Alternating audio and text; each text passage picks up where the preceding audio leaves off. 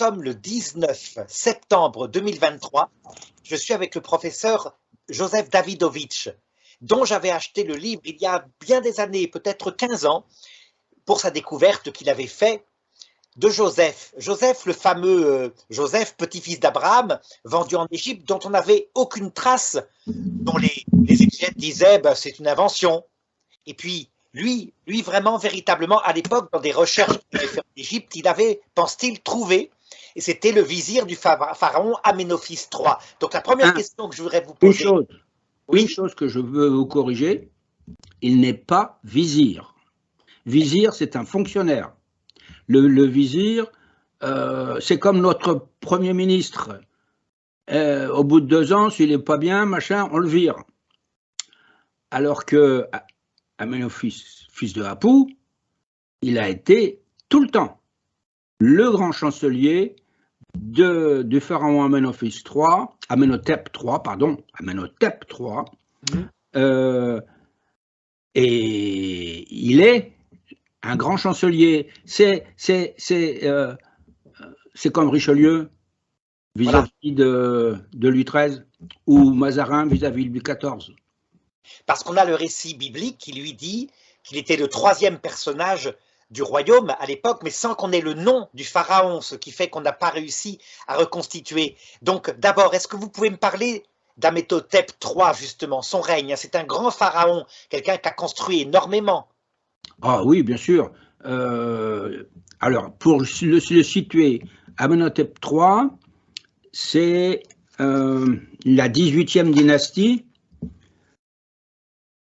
1390, il règne de 1390 avant Jésus-Christ et il décède en 1352. Donc c'est un règne très long. C'est 100 ans avant Ramsès II. Voilà. 100 ans avant. Son fils, c'est le fameux Akhénaton, c'est-à-dire Amenhotep. Son fils est Akhénaton, qui donc lui succède en 1352. Puis j'ai mes notes à côté, jusque 1336. 1336. Voilà. Là, on est avec Amenhotep, fils de Apou, qui a été pendant 31 ans le numéro 2 de l'Égypte. En fait, c'est lui qui était toujours là. Et c'est lui qui était ensuite en charge de tous les travaux. Il avait tous les titres. Il était scribe royal des recrues, c'est lui qui faisait le recensement pour les armées. Il était scribe royal de tous les travaux. C'est lui qui dirigeait tous les travaux qui ont été entrepris. La construction des grands temples, les constructions des grands palais, le grand palais de Malkata, le palais de Ramsès III, qui était un édifice énorme. Et puis il était surtout renommé pour avoir creusé des canaux, avoir réglé toute la question de l'irrigation et des réserves d'eau pour pouvoir irriguer l'Égypte pendant la période de la sécheresse. Ça, c'est son grand côté d'entrepreneur, de grand entrepreneur, de chef des travaux. C'est lui qui dirigeait la construction du temple funéraire d'Amenhotep III, qui était un des plus grands temples à l'époque. Tous les grands pharaons construisent leur temple qui devient le plus grand de l'époque. C'est ce qu'a fait Ramsès avec son Ramsesséum. C'est pareil. Disons, il y a une évolution avec le temps. Et entre-temps, donc, cet Amenhotep, fils de Apou, est considéré par l'égyptologie traditionnelle comme étant un petit fonctionnaire qui a réussi. Alors que non, c'est véritablement comme d'ailleurs l'autre grand qui s'appelle Voilà, un autre grand, mais d'un pharaon à l'époque des pyramides, qui est presque devenu un dieu égyptien. Il Imhotep. s'appelait, je me rappelle, Imhotep. voilà, Imhotep. Ça, Ouais. il y a deux grands serviteurs de Pharaon, Imhotep et Aménophis, fils d'Apou, qui sont, avec d'ailleurs la statue de Aménophis, fils d'Apou, qui est à droite à l'entrée du musée du Caire, hein, le musée d'égyptologie. C'est une Oui, statue bien connue. bien sûr. Enfin, disons, c'est le musée que j'ai connu. Maintenant, le nouveau musée, je ne le connais pas.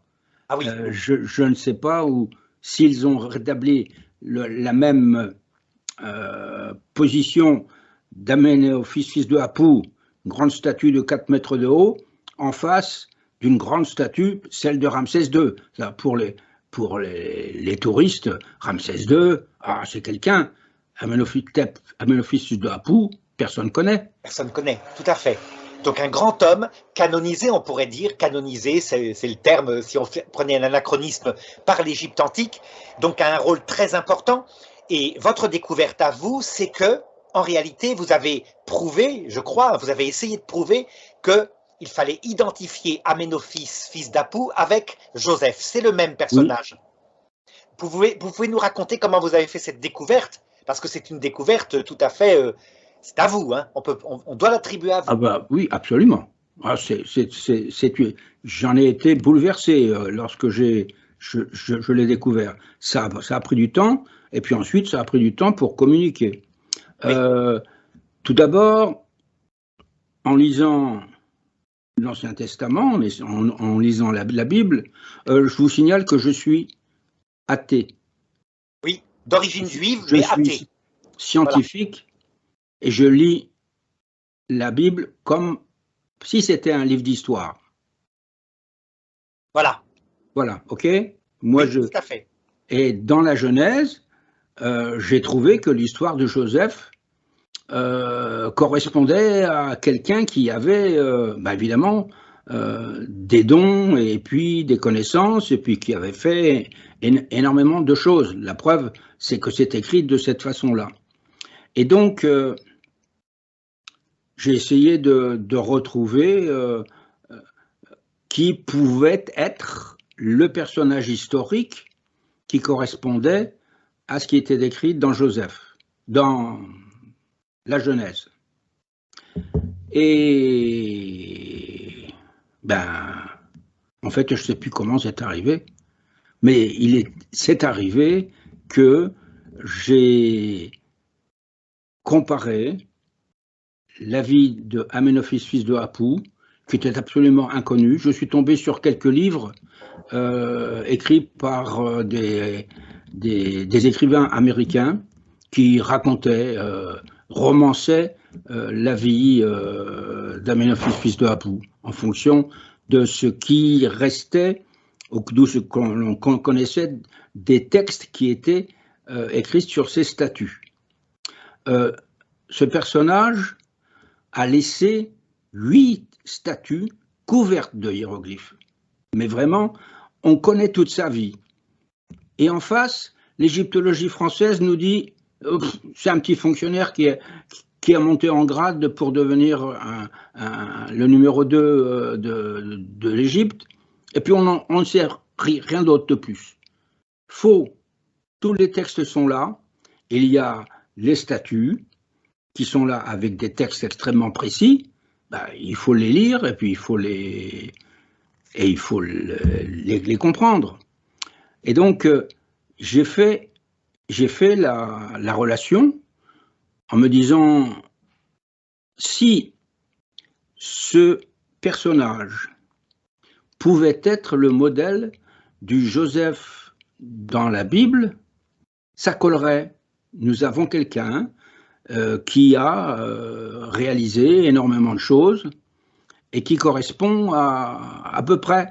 Et ce qui est embêtant dans tout ce qui était écrit et raconté avant que je fasse mon étude, c'est que, en fait, bien que l'on ne connaisse pas exactement où il est né, d'où il vient, parce que son nom, Aménophis, fils de Apou, peut être interprété de différentes façons.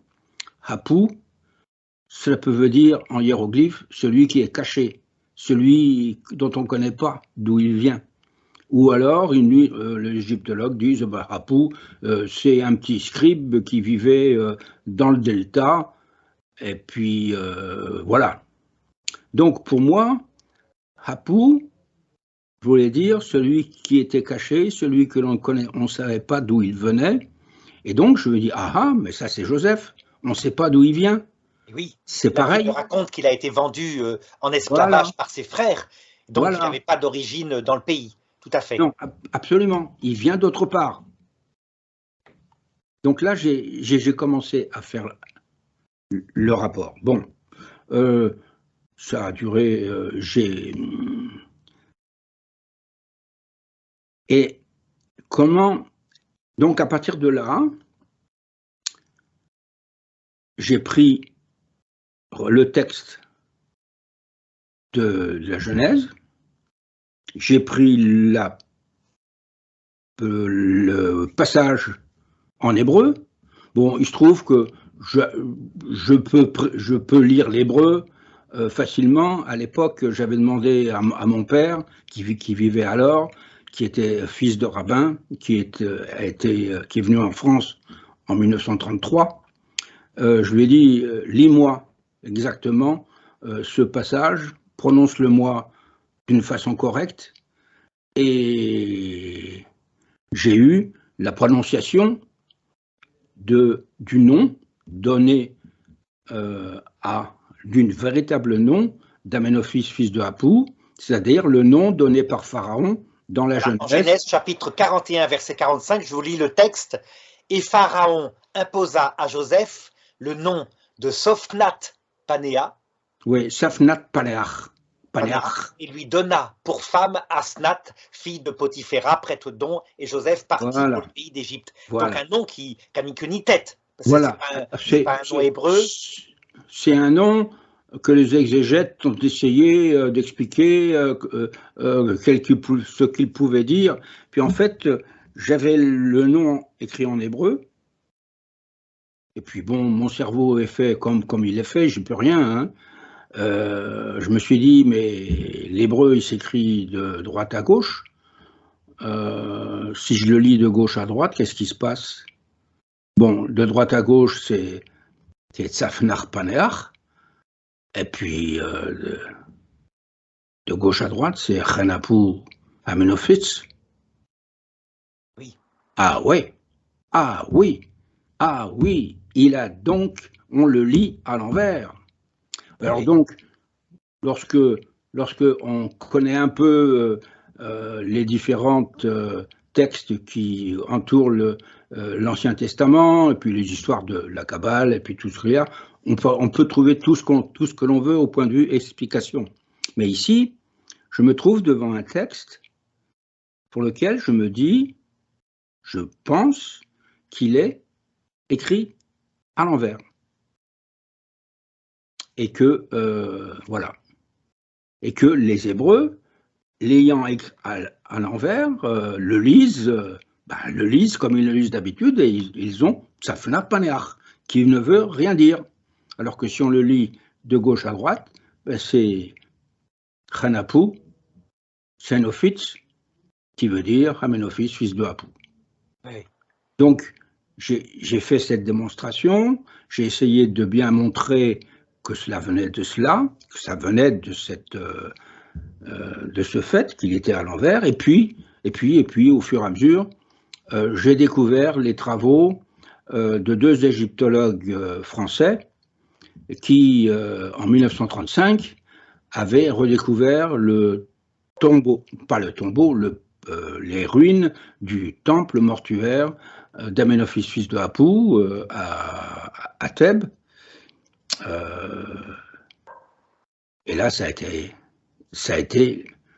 été la démonstration complète avec tous les travaux qui ont été faits et qui a été la découverte de la fresque qui restait pratiquement intacte de cet édifice énorme qui faisait 110 mètres de long. Ce ce personnage a eu un temple mémorial des millions d'années, comme un grand pharaon, qui faisait 110 mètres de long, Oui.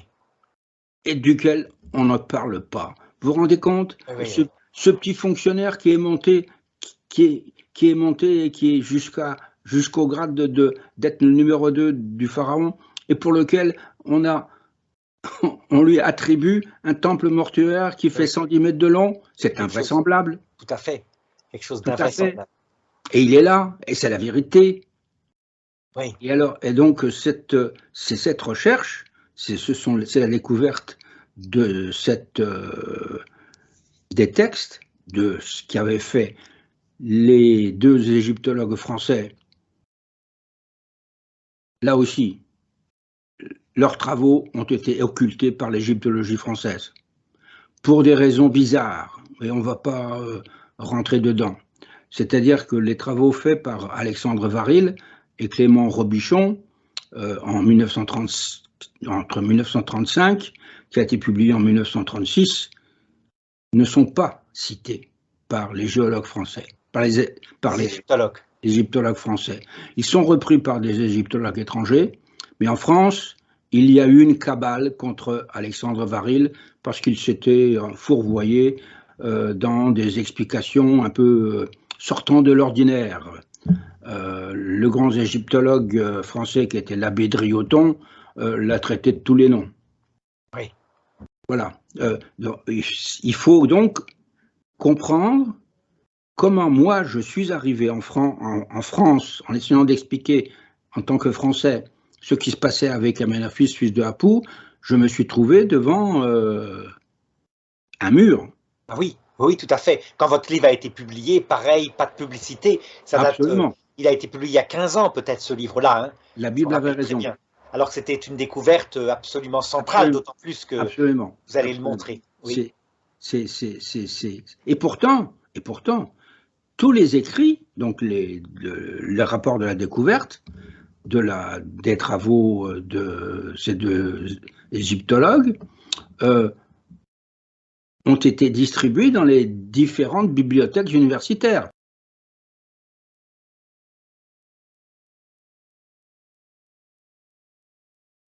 L'image de ce que vous avez découvert, hein, qui vient de ces deux égyptologues, à savoir en hiéroglyphe, écrit à l'envers le nom dans son sanctuaire, dans son temple funéraire d'Amenophis. Oui, sur la fresque. Sur la fresque, mais écrit à l'envers en hiéroglyphe. Écrit à l'envers. Et c'est ça le problème. Au début, je l'ai vu en le relisant exactement ce qui avait été commenté par Alexandre Varil. Dans son livre publié en 1961, qui est un livre posthume, dans une petite note, il écrit « Ah oui, attention, le nom en hiéroglyphe ici est écrit à l'envers. » Oui, en hiéroglyphe écrit à l'envers, c'est étonnant. Hein. Ce qui veut dire sans doute que… Sur la fresque, on voit qu'il est écrit à l'envers. Voilà, et la fresque, la voici, hein, donc je le mettrai ici. Et ce qui est étrange, c'est que du coup, on peut imaginer qu'un scribe hébreu, en reconstruisant l'histoire de ce peuple, est allé sur place, est allé dans le temple, évidemment dans l'Antiquité, a lu le nom de Joseph, Amenophis, fils d'Apu, à l'envers, et l'a retranscrit dans la Bible à l'envers.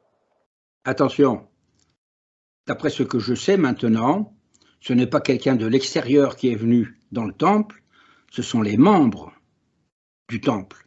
C'est-à-dire que ceux qui faisaient partie de la communauté de ce temple funéraire, qu'est-ce qu'il faisait ce temple? Ce temple était là pour commémorer la vie d'Amenophis, fils de Apu, de cet énorme personnage.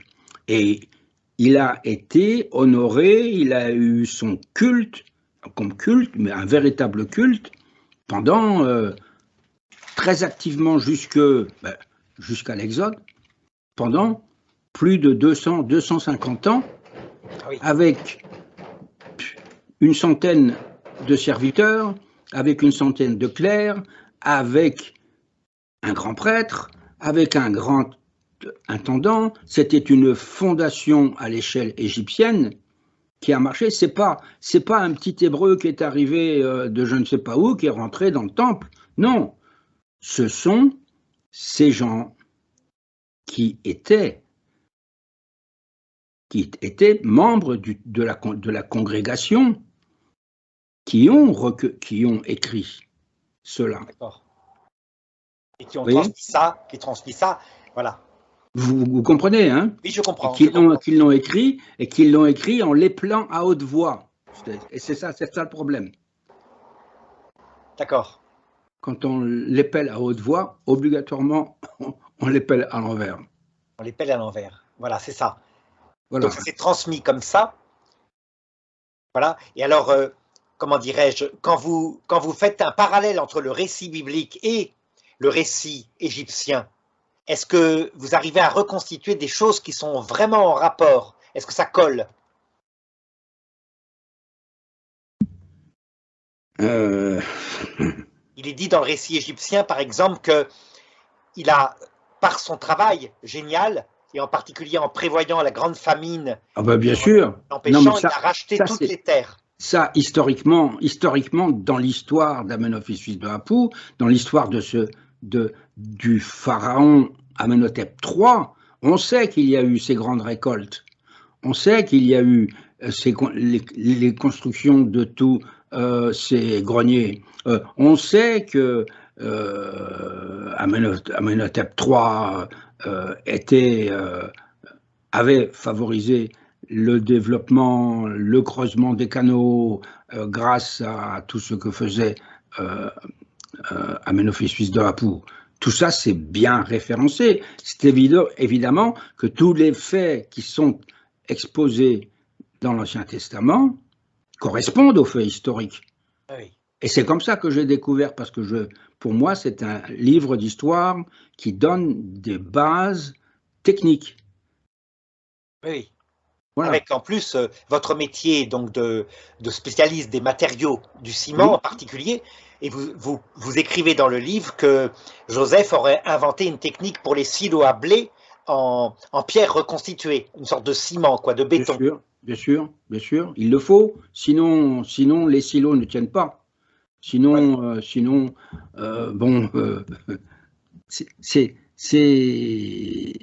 on peut peut-être faire des petits greniers, mais on ne peut pas faire des énormes greniers qui ont été nécessaires pour pallier aux disettes qui sont arrivées et qui avaient été... Mais le problème, c'était qu'il fallait amasser tous ces grains. Donc c'est la découverte du fait que ces grands travaux, il reste une trace extrêmement nette de ce qu'a fait Joseph à Amenophi fils de Apu en Égypte. C'est le canal Bar Youssef. Ah oui, le fameux précurseur du canal. Pourquoi est-ce qu'il s'appelle le Bar Youssef? Oui. Le canal de Joseph? Parce que c'est un canal qui a été fait autant par Amenophi fils de Apu. C'est le Joseph. Donc c'est un précurseur du canal de Suez, on peut dire ça. Hein? Pardon? C'est un précurseur du canal de Suez. Ah ben non, oui, non, mais enfin, il a relié le Nil au lac du Fayoum, de manière à ce qu'il y ait toujours l'irrigation dans le lac de Fayoum, parce que la région de Fayoum était l'endroit où on faisait toutes les cultures, en dehors des périodes de sécheresse. Donc, le Bar Youssef, c'est la preuve du travail qui a été réalisé sous la conduite d'Amenophi fils de Apu. Et ça, c'est indéniable.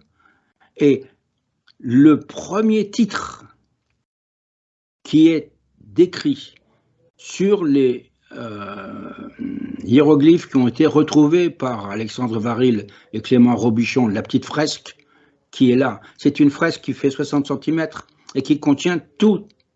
C'est curieux que ce soit ce morceau de fresque qui ait été préservé. Voilà, pour moi, comme croyant, évidemment, ça me dit quelque chose. Hein. Ce n'est pas une coïncidence, évidemment. De même que votre recherche. Il y a d'autres choses.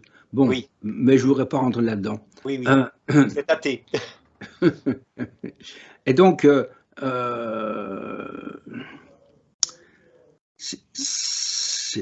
là, je me suis perdu, là. Donc ça veut dire que on voit bien que c'est cette fresque qui est écrite à l'envers, hein, Oui, qui d'ailleurs a été perdue. On n'a qu'une photo d'elle, je crois. Hein. C'est ah, des, non, je ne sais pas où elle est. oui, on ne sait pas où elle est. Voilà, à cause des On deux ne guerres sait pas. mondiales. En tout cas, il y a la photographie qui a été faite par ces deux égyptologues français. Oui, c'est une photographie. C'est pas une photographie, c'est un pastel qui a été fait par Clément Robichon, qui reproduit la fresque. Donc elle est en couleur Oui, dans le livre voilà, que tout à j'ai fait. Non, non, dans je ma la mettrai bibliothèque, dans la vidéo. Je la mettrai dans la vidéo. De toute façon, vous inquiétez pas, je l'ai. Elle est sur Internet. en Par couleur, contre, hein. oui, en couleur, j'ai bien vu. Hein. Par contre, il y a une question que je voulais vous poser aussi. Du coup, ça a Allez. des conséquences très importantes en ce qui concerne les dates. Vous n'êtes pas sans savoir que les exégètes n'arrivent pas à situer l'époque justement de Moïse, par exemple. Donc, Hmm. si vous dites qu'il a vécu 250 ans avant Moïse, donc avant Oui, l'Exode, ça veut oui. dire que vous arrivez par cette méthode-là à reconstituer le pharaon de l'époque de Moïse. Ah, bien sûr.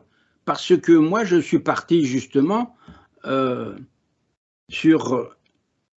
J'ai pas voulu trouver tout de suite Moïse. Moïse, en suivant les raisonnements traditionnels, personne n'a pu trouver quand réellement Moïse a existé.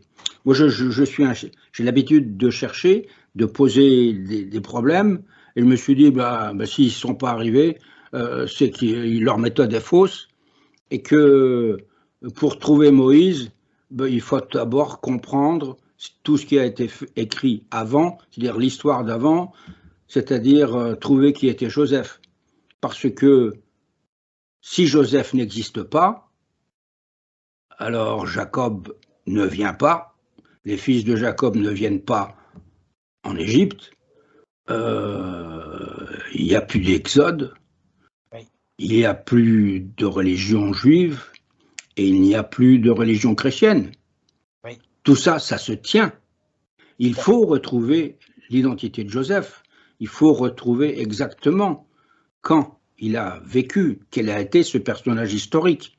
Et donc ce personnage historique, étant Aménophis, fils de Apou, on s'aperçoit que son temple funéraire, qui est un temple mémorial, qui, je le répète, avait 110 mètres de long et qui contenait en plus de 3 salles du culte où il y avait différents dieux, parce qu'il avait son dieu personnel, Ah cet oui, Aménophis, fils de Apou. d'accord. Il avait son dieu. Ce qui expliquerait d'ailleurs s'il a été le précepteur du successeur, donc Oui, d'Aménophis IV, pourquoi est-ce oui, qu'Akhenaton est devenu monothéiste, a essayé d'instaurer le monothéisme? Ça serait peut-être une influence avec son précepteur Aménophis, fils de Apou, qui était absolument. monothéiste. Oui, absolument. Et donc, euh, ce, cet Aménophis, fils de Apou, ce Joseph, est représenté par ce temple. Et comme je vous l'ai dit, il faut du personnel pour commémorer la mémoire d'Aménophis, fils de Apou, pendant toutes ces années pendant laquelle on a retrouvé, on connaît l'histoire de ce temple. On sait quand il a été construit et on sait quand il a été détruit. Il a été rasé en 250 avant Jésus-Christ. Il a été construit il a été inauguré en 1350 avant. Donc 1100 ans avant, Oui, pendant pratiquement 1100 ans, ce temple a servi de référence à une certaine réflexion religieuse. Il était connu. Et Aménophis, fils de Apou, ayant été divinisé sous les Ptolémées à cette époque, puisque son temple avait été rasé, n'existe pratiquement plus, son culte avait été transféré à Thèbes, derrière le temple de la reine Hatshepsut. D'accord. Il y avait donc l'histoire de ce temple doit être extrêmement bien référencée et il doit y avoir des personnages qui se trouvent à l'intérieur de ce temple qui doivent être ceux qui, à mon avis, doivent correspondre à Moïse, au grand prêtre Aaron et autres. Et comme on est en Égypte, ben, il faudra bien un jour que l'on trouve les textes qui décrivent la vie de ces gens-là. Oui. Et donc, j'ai commencé à décréter, ça a été une volonté de ma part de dire ce qui est important, si je veux trouver Moïse, dans sa fonction, lorsque l'on lit ce qui a été écrit sur lui, Flavius Joseph et les autres, on dit que c'est un Égyptien. On dit qu'il était fils qu'il avait été formé dans la méritocratie égyptienne. Il était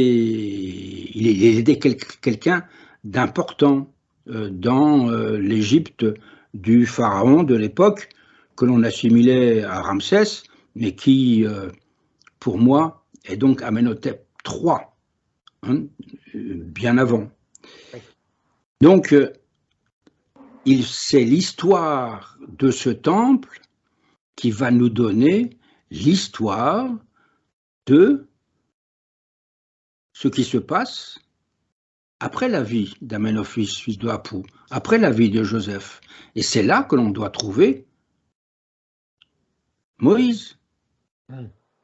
Et c'est là que l'on doit trouver le pharaon qui ne connaissait pas Joseph.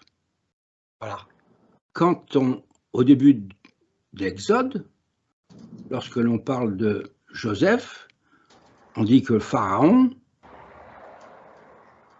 ne voulait pas savoir qui était Joseph. On traduit ce mot hébreu de savoir par l'explication suivante. Bon, c'est le pharaon qui n'avait pas connu Joseph, c'est-à-dire que c'est le pharaon qui était né ou qui avait vécu juste après la mort de Joseph. Or, c'est faux. En hébreu, il y a un deuxième sens, c'est celui qui n'avait pas connaissance de ce qu'avait fait Joseph. C'est avoir connaissance, être au courant et autres. Et dans les autres traductions qui ont été faites, par exemple dans la Septante, en grec, c'est exactement ce sens-là qui est donné. Oui.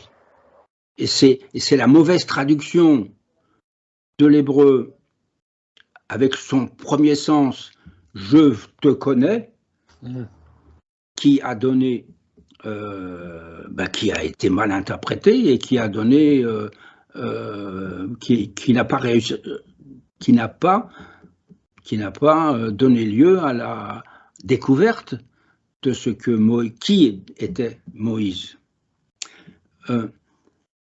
Quand on prend ce texte et que l'on découvre que à la fin du temple de Joseph, au moment où, je recommence.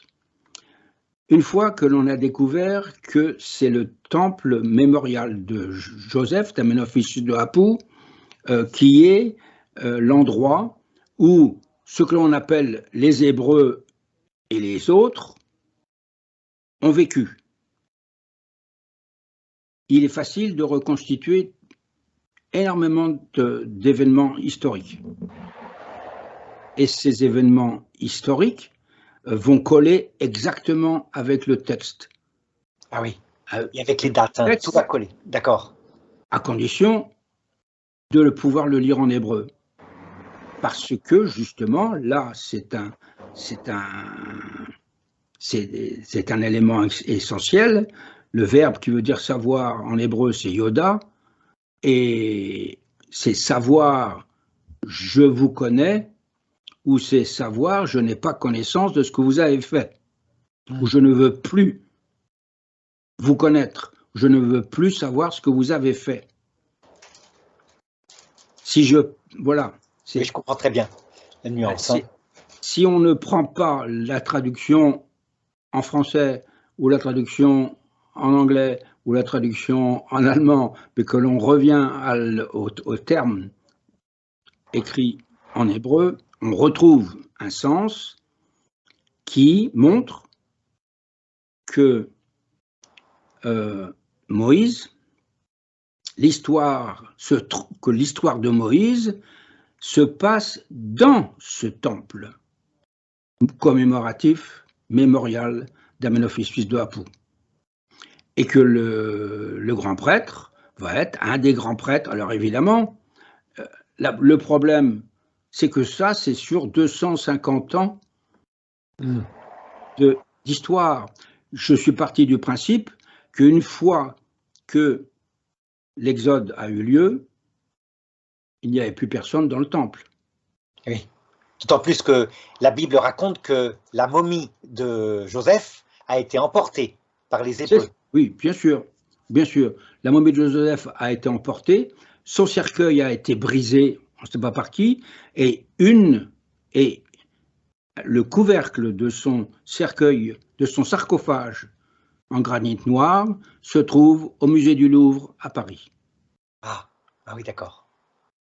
Étonnant. Voilà. Étonnante coïncidence, oui, tout à fait. Voilà, c'est pas n'importe qui, c'est Amenophis fils de Apou, et il a son couvercle extérieur en granit noir, très beau, qui se trouve à Paris, au musée du Louvre, et il y a la photo dans mon livre. D'accord. Est-ce que maintenant, au niveau, vous avez publié ce livre-là, qui aurait dû, je pense, véritablement intéresser les égyptologues, mais plus que ça, tout le peuple juif aussi, pour sa propre histoire. Pour le moment, quelles sont les conséquences? Oui, attendez. Dans mon premier livre, dans La Bible avait raison, je suis parti sur les éléments dont je disposais il y a 20 ans. Voilà. Ensuite, au fur et à mesure, d'autres éléments sont arrivés. C'est-à-dire qu'ils ont affiné ma recherche. Au début, j'avais de toute façon décrété, c'était un axiome, Moïse a été un grand intendant de ce temple mémorial de Joseph. C'était sa fonction. Quand a-t-il vécu? Je ne savais pas exactement. Il fallait que je retrouve des éléments historiques qui cadraient avec l'histoire qui est racontée dans la Bible. Et donc, c'est là que j'ai découvert que des éléments historiques extrêmement précis sont connus pour une époque qui se trouve être comprise entre le pharaon Ramsès III et le pharaon Ramsès XI. Vous savez, Ramsès II, Ramsès III, oui. Ramsès IV, Ramsès V, 6, 7, 8, 9, 10, 11. Après le pharaon Ramsès XI, c'est une révolution religieuse dans le sud de l'Égypte.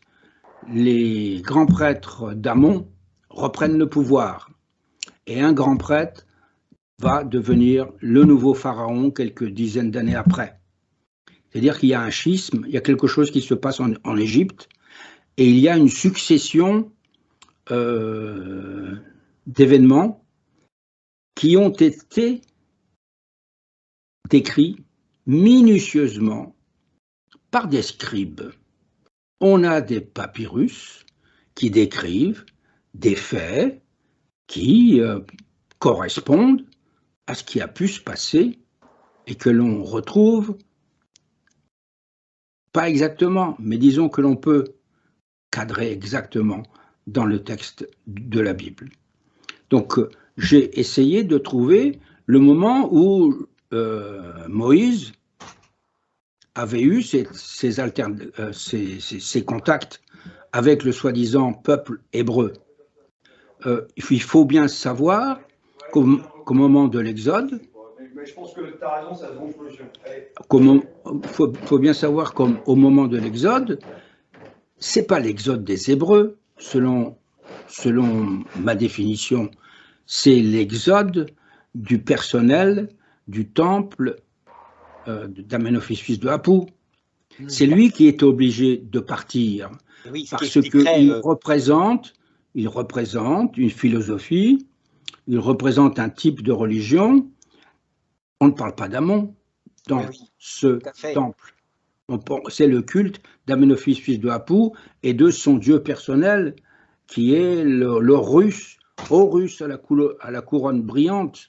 C'est pas le culte d'Amon.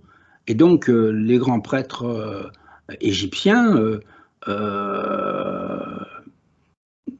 arrêtent la célébration de ce culte et vont décréter que ils vont le fermer, ce temple. Ce temple va être fermé. Et la fermeture du temple, c'est vers la fin du règne de Ramsès XI. On peut la dater exactement. Et comme c'est un temple extrêmement connu qui est dédié à un des plus grands personnages de l'Égypte, les papyrus, les textes qui sont à notre disposition, nous donnent exactement tout ce qui s'est passé pendant ces différentes époques. Et il est bien évident que lorsqu'il n'y a plus de texte, cela veut dire que l'histoire de ce temple est terminée. Oui. Et donc, au bout de 250 ans, après l'inauguration, après la mort d'Amenophis, fils de Apou, après 250 années de culte, il n'y a plus de texte. Le temple va être fermé, mais son culte va continuer, mais d'une façon différente. Et les derniers textes sont très précis et sont curieux. Ce sont, c'est vraiment quelque chose. C'est au fur et à mesure de ma recherche, j'ai retrouvé je les avais déjà dans toutes mes collections de documents. Mais au début, j'ai sélectionné les documents qui passaient très bien avec ce que j'avais découvert et j'ai laissé de côté ceux que j'estimais être des éléments de seconde importance. Or maintenant, dans la rédaction de mon dernier livre, L'Histoire oubliée des Hébreux, j'ai repris des textes hiéroglyphes, des papyrus que j'avais laissé de côté et qui permettent justement de préciser exactement qui était Moïse et de préciser exactement qui était Aaron, le grand prêtre. C'est lui qui est important. Et il se trouve qu'il y a un texte dans lequel figure le nom du grand prêtre Aaron du temple d'Amenophis, fils de Apou. D'accord. Qui s'appelle, à l'époque, on ne prononce plus Amenophis, fils de Apou, on le prononce Hui, qui est le diminutif du nom, pour une raison qui est assez curieuse, mais on parle dans les papyrus qui sont écrits dans une écriture hiératique. Je n'arrive pas à la lire, cette écriture hiératique. Je lis les transcriptions en hiéroglyphes de cette écriture hiératique faite par les égyptologues de renom. Et donc, on trouve le nom du grand prêtre Aaron. On le trouve dans quoi? On le trouve dans des minutes de procès qui décrivent certains événements qui se sont produits à l'époque, c'est-à-dire des vols, des pillages, des destructions des différents temples qui étaient autour, le Ramesséum, les différents temples, les temples des pharaons et autres. Et il y a eu donc une série de jugements qui ont condamné. Il se trouve qu'il y avait aussi des membres de la communauté de ce temple funéraire d'Amenoph, fils de Apu, qui ont été impliqués. D'accord. Et Moïse, donc, qui était là, lui, on ne le cite pas. C'est le seul, pour l'instant, je ne l'ai pas. Mais on cite que un événement que un scribe du Ramesséum, le grand temple mémorial de Ramsès II, avait démonté des portes faites en chêne du Liban. Le chêne du Liban était le bois qui permettait de faire énormément de choses, parce que en fait, en Égypte, il n'y a pas de bois de construction, donc c'est en chêne de Liban, et que ces planches qui avaient été dérobées du Ramesséum par un scribe fonctionnaire de ce Ramesséum avaient été données à la femme du grand prêtre Hori du temple de Hui, fils de Apu. D'accord. Et donc, Hori, en égyptien, c'est le Haron en hébreu. Simplement, si on ne regarde que le nom écrit en écriture latine ou en écriture grecque, Aaron s'écrit A-A-R-O-N, alors qu'en hébreu, il s'écrit H-A-R-O-N. Le H en hébreu, qui est là, qui est écrit, a été transformé en A dans toutes les transcriptions faites en latin et en grec. Je ne sais pas pourquoi. Ils auraient pu conserver le H. Oui. Et le Hori égyptien correspond au Haroni hébreu. Et j'ai donc un texte qui décrit l'existence du grand prêtre Aaron, nommément. Et ce texte est un des derniers, encore voilà, je ne peux rien, un des derniers de la collection de ces minutes de papyrus, ces papyrus sont au British Museum. C'est le papyrus BM 100053 pour bien déterminer les sommes. Donc, Aaron n'est plus un élément fictif. Aaron est le grand prêtre qui correspond à l'Exode. Parce que juste après, il n'y a plus rien. Juste après, il n'y a plus rien. Donc ça correspond. Juste après, il n'y a plus rien. Il n'y a plus rien aussi. Hein. C'est-à-dire, quand vous regardez après l'installation, avec cette culture qu'ils devaient ramener, parce que c'était des prêtres de temple, donc je suppose qu'ils ont amené en Canaan une culture très très profonde de la religion des Hébreux. Mais évidemment. Donc oui. Moïse, le frère de Aaron, ça va de soi, c'est à cette époque-là. Mais comme il était déjà parti avant, alors il serait parti avant, là, à cause d'un autre événement. Il serait parti, il a été obligé d'aller à Madian, parce que, bon, il a eu une risque avec un Égyptien. Pourquoi?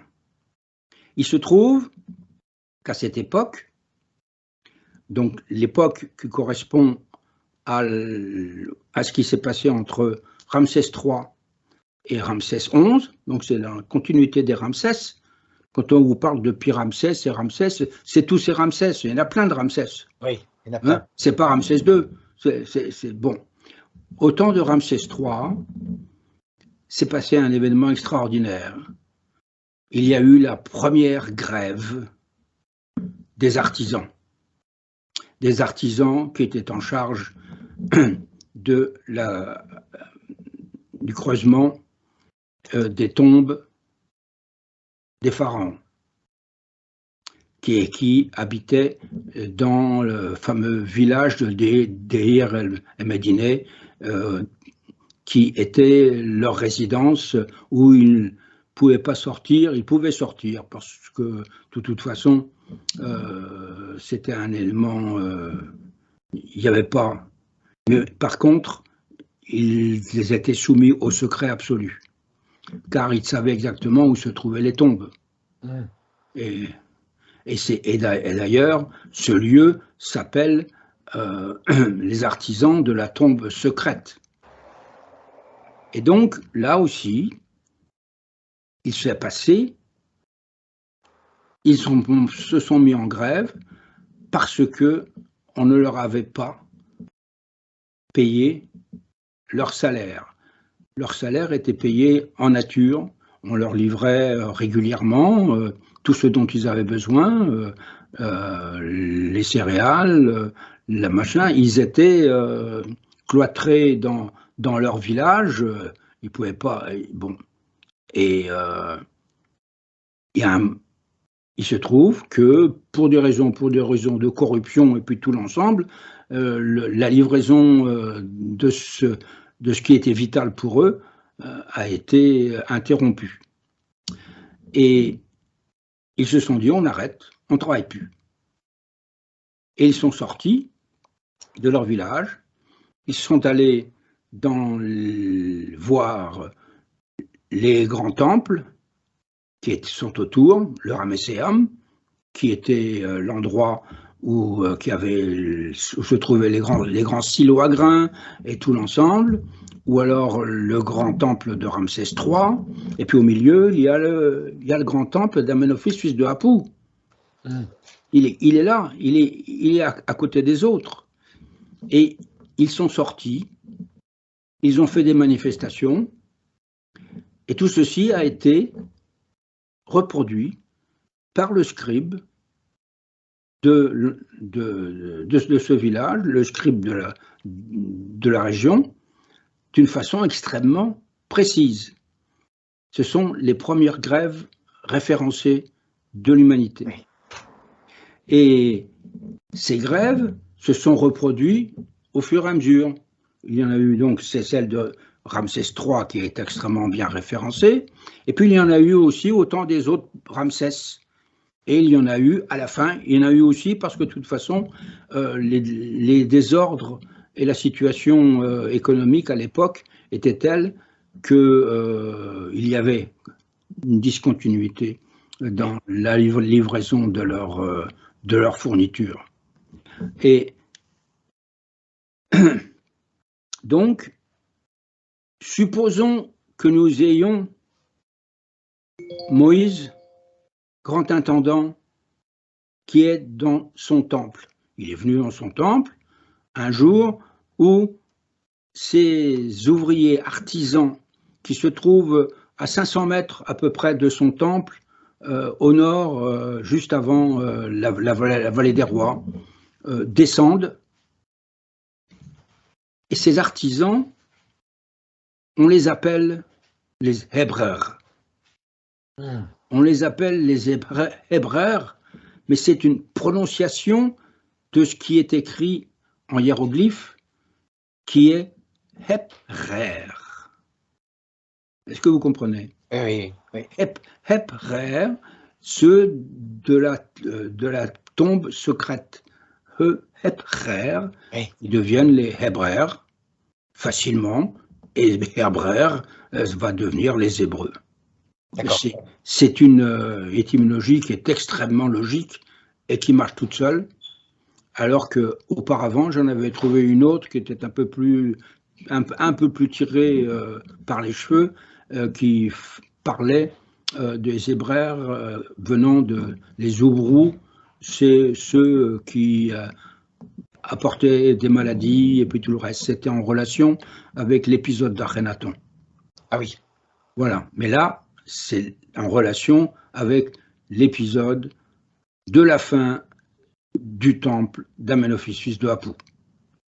Et donc, ces artisans qualifiés s'appellent les Hébreurs. Et ce sont ces Hébreurs qui vont aussi participer à toute cette réquisition de main-d'œuvre décrétée par le pharaon. Il faut aller dans le nord de l'Égypte et vous allez construire les villes de garnison et autres avec le matériau de construction qui à l'époque est très simple, c'est le matériau avec la boue séchée dans lequel on va mettre de la paille. Oui.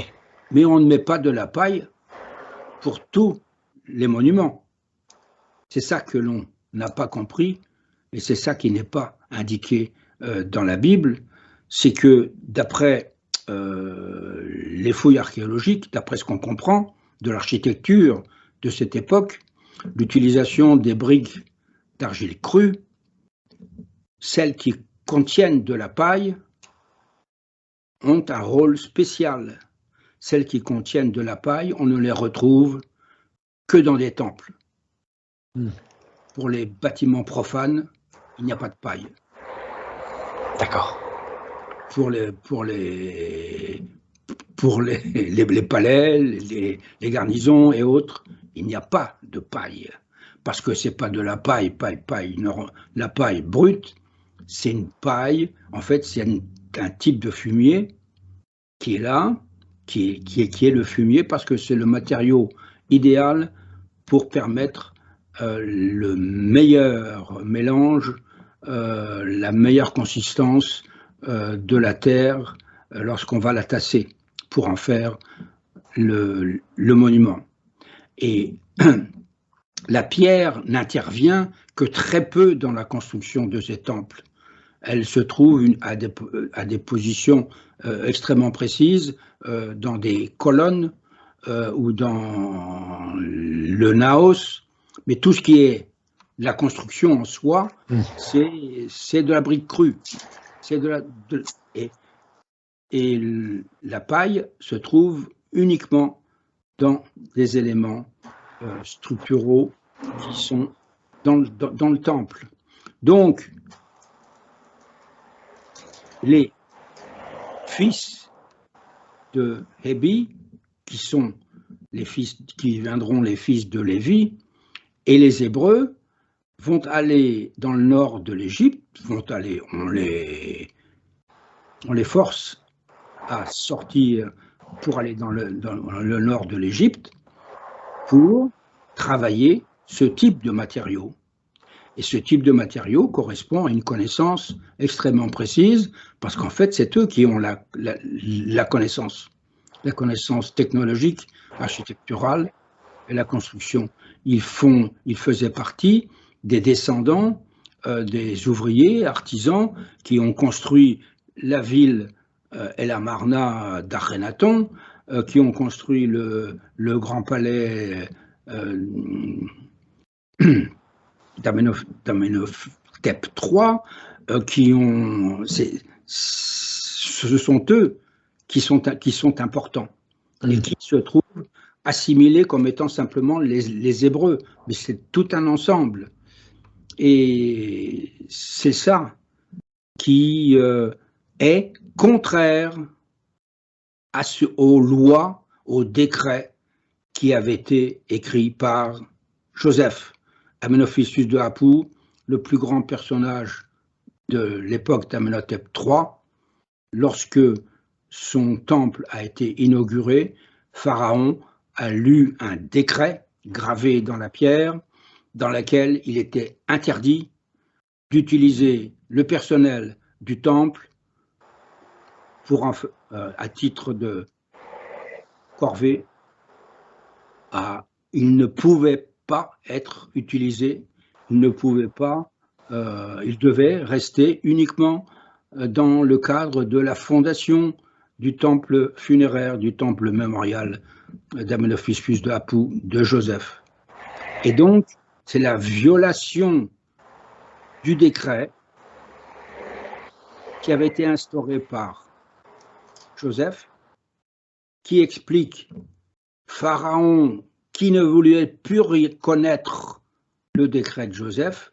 Ce sont les traductions qui sont réelles du texte original.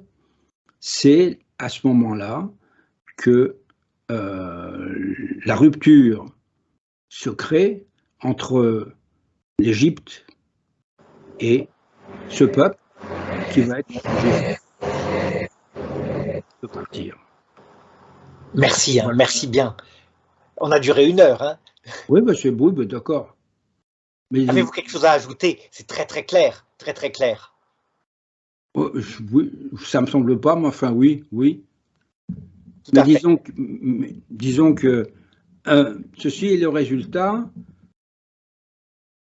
des... Attendez, j'ai commencé, de toute une recherche que vous faites, voilà, une recherche que vous n'avez pas cessé de faire depuis 30 ans, quoi, vraiment. Oui, bien sûr, et c'est basé sur des vrais textes, des textes qui sont là, et sur la connaissance des différentes langues.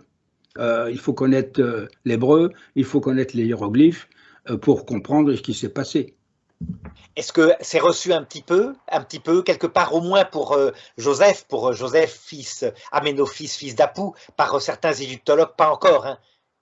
Les égyptologues, je m'en fiche. J'ai essayé, ça n'a pas marché. S'ils ne viennent pas, c'est leur problème. C'est parce qu'ils sont considèrent comme spécialistes, et donc que ça vienne de quelqu'un d'autre, d'un ingénieur, peut-être qu'ils n'aiment pas. C'est possible. Hein. De toute façon, ça c'est l'adage que l'on appelle le NIH, Not Invented Here.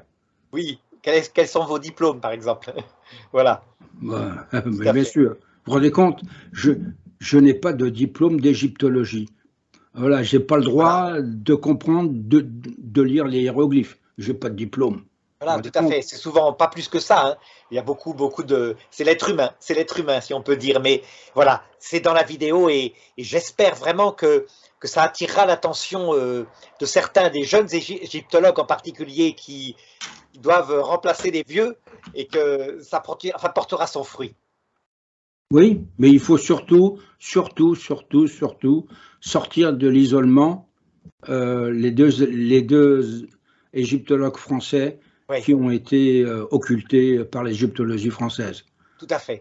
Alexandre Varil et Clément Robichon qui ont fait leur travail énorme pour mettre en avant Amenophis, fils de Apu. Est-ce que vous avez le livre nouveau que vous avez écrit? Vous l'avez à côté de vous, peut-être pour montrer l'éditeur.